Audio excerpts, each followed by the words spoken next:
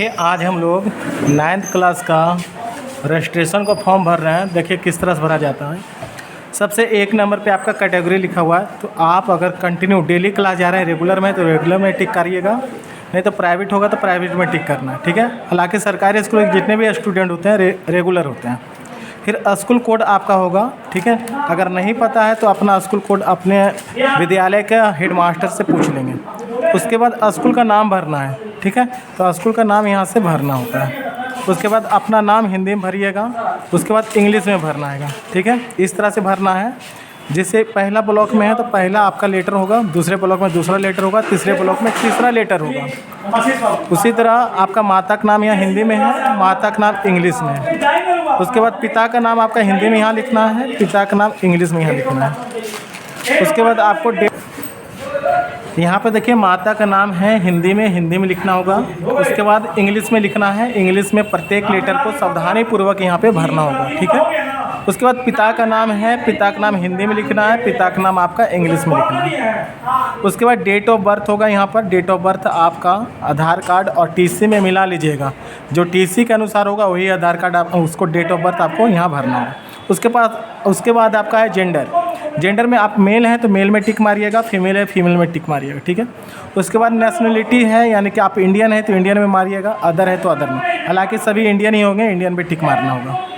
Cast में देखा जाए तो आप जनरल में तो जनरल में टिक मारिए, ईबीसी में टिक मारिएगा, बीसी में होगा तो बीसी में टिक मारिएगा, एससी में टिक मारिएगा। डिफरेंटली एबल मतलब यानी कि आप विकलांग हैं नहीं है तो नहीं पे टिक मारना, अगर हैं तो यस कीजिएगा और उसका क्या कारण है उसके बारे में बताना होगा। रिलीजन यानी कि आप कौन सी धर्म का है आपको टिक मारना होगा। हिंदू है हिंदू पे टिक मारिएगा, मुस्लिम है तो मुस्लिम पे टिक मारिएगा, इसी तरह आगे। उसके बाद एरिया, आप ग्रामीण है तो रूरल में टिक मारना है और शहरी है तो अर्बन में टिक मारना है। मोबाइल नंबर अपना भरना होगा यहाँ पे। उसके बाद आपके पास आधार कार्ड है तो आधार कार्ड नंबर आपको यहाँ पे डालना होगा। उसके बाद 17 नंबर में आपको कुछ नहीं करना है। अगर आधार कार्ड नंबर नहीं रहेगा तो 17 नंबर पे आपको यहाँ पे साइन करना होगा। ठीक है। 18 नंबर में आपको ईमेल आईडी की ज़रूरत है। यहाँ पे ईमेल आईडी आपको भरना ज़रूरी है। ठीक है।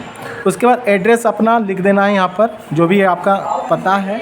यहाँ पे पिन कोड आपको डालना होगा। उसके बाद बैंक अकाउंट नंबर आपको यहाँ पे डालना होगा। उसके बाद IFSC कोड बैंक का डालना होगा। उसके बाद जो बैंक का नाम है आपको बैंक का नाम लिखना होगा। उसके बाद 2 आपका आइडेंटिफिकेशन यहाँ पर देना होगा। आइडेंटिफिकेशन करने का मतलब है कि आपका पहचान, आपका निशान, कट का निशान हो, तिल का निशान हो तो आपको देना होगा यहाँ पर। उसके बाद यहाँ पर देखिए 24 नंबर में है कि आप हिंदी लेना चाहते हैं, उर्दू लेना चाहते हैं, बांग्ला, जो आपको लेना है आपका जो चॉइस है उस पर टिक मारना होगा। जैसे हम लोग हिंदी लिए हैं तो हम हिंदी पे टिक मारें। उसके बाद SIL, अगर हिंदी लिए हैं तो यहाँ संस्कृत होगा, उर्दू होगा तो आपका HIL हिंदी होगा। ठीक है। फिर कंपलसरी में आप मैथ हो, 3rd नंबर में कंपलसरी है तो कंपलसरी में आप आपका कंपलसरी में आपका मैथ लेना अनिवार्य है, साइंस लेना अनिवार्य है, सोशल साइंस लेना अनिवार्य है और इंग्लिश भी लेना अनिवार्य है। उसके बाद ये ऑप्शनल है। ऑप्शनल में आपकी इच्छा है तो लेना है, नहीं इच्छा है तो नहीं लेना है। नीचे ज़रा सा आइएगा। उसके बाद आपका यहाँ पर सिग्नेचर है आपका पेरेंट्स का, यानी कि गार्जियन का साइन यहाँ पे करवाना है।